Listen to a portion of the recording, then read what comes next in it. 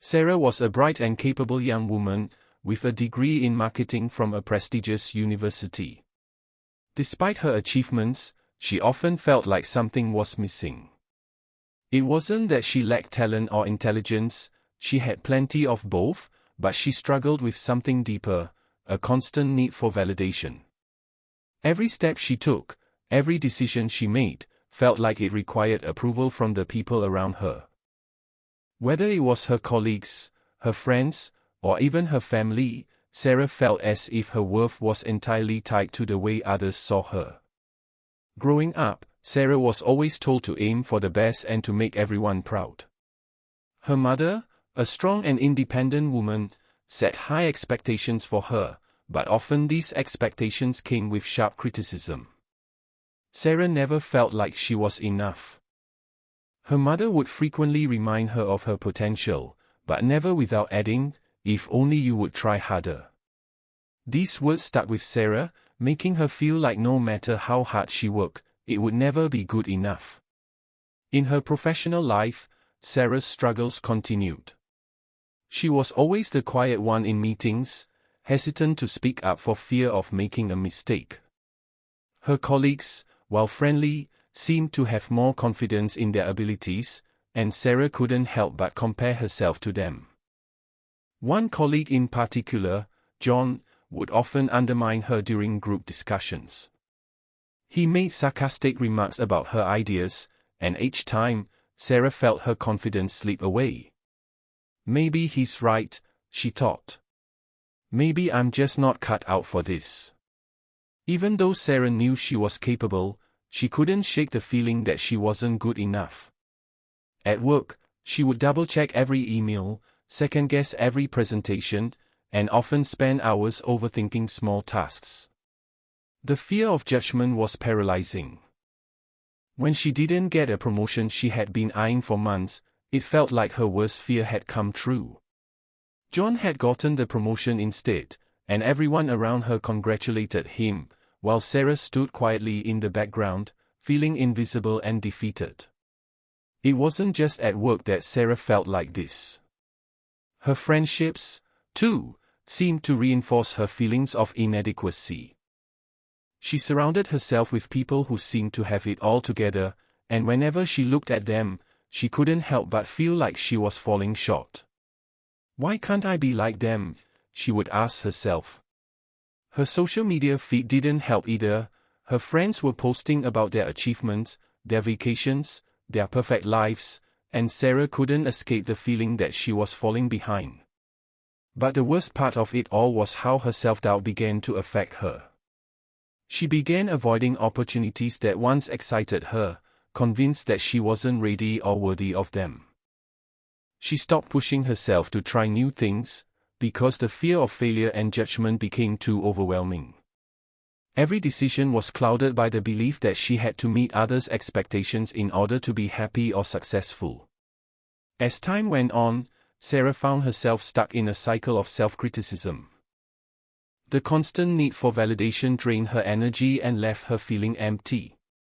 She couldn't remember the last time she felt truly proud of herself, independent of anyone else's opinions. It was as if she had lost sight of who she was and what she was capable of. She had spent so much time trying to please others that she had forgotten to value herself. At this point, Sarah's internal battle had become too heavy to ignore. It wasn't just a matter of being overlooked for a promotion, it was the realization that she had been allowing others to define her worth for far too long. Deep down, she knew something had to change. But how could she break free from this pattern of constantly seeking approval? One evening, after another long day at work, Sarah found herself walking through the park near her apartment. It was a cool, quiet night, and for the first time in what felt like months, she allowed herself to stop and breathe. The weight of the day was heavy, but there was also a stillness that Sarah hadn't felt in a long time. She sat on a bench, her mind swirling with the frustration and disappointment she had been carrying for so long. That's when her phone buzzed with a message from her friend Emily. "Let's meet up tomorrow for coffee," Emily wrote. "I want to talk." The next day, they met at their usual cafe. Over a cup of tea, Sarah poured out everything she had been feeling, her insecurities, her struggles at work, and the constant pressure to live up to others' expectations. Emily listened carefully, nodding in understanding. When Sarah finished, Emily looked at her with calm, yet intense eyes. "You've been living for others," Emily said softly. "You're looking for validation from people who don't even see your true worth. You need to start valuing yourself first. People will only treat you the way you let them." The words hit Sarah like a wave. She had never thought about it like that. In that moment, she realized something that changed everything. Her worth wasn't determined by anyone else but herself. It wasn't about the promotion she didn't get, the approval from her mother, or the validation from her colleagues. It was about how she saw herself. Emily's words were simple but powerful. They planted a seed in Sarah's heart, one that would eventually grow into a new way of living. Over the next few weeks, Sarah began to take small steps toward reclaiming her sense of self.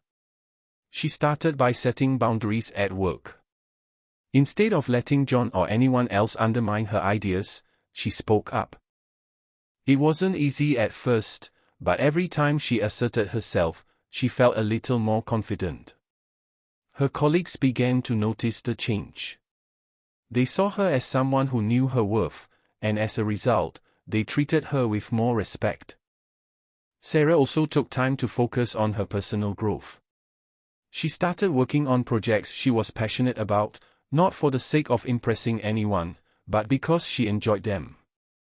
She began reading books on self-love and confidence, seeking to strengthen her belief in herself.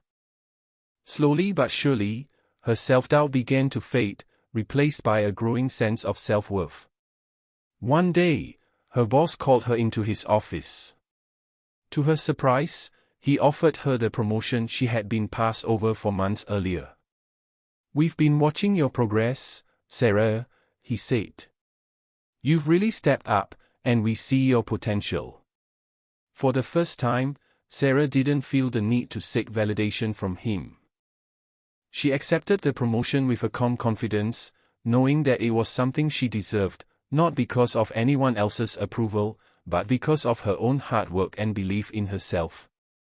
The changes in Sarah were not just professional, they were deeply personal. She began to distance herself from toxic relationships, choosing to surround herself with people who encouraged her growth rather than holding her back.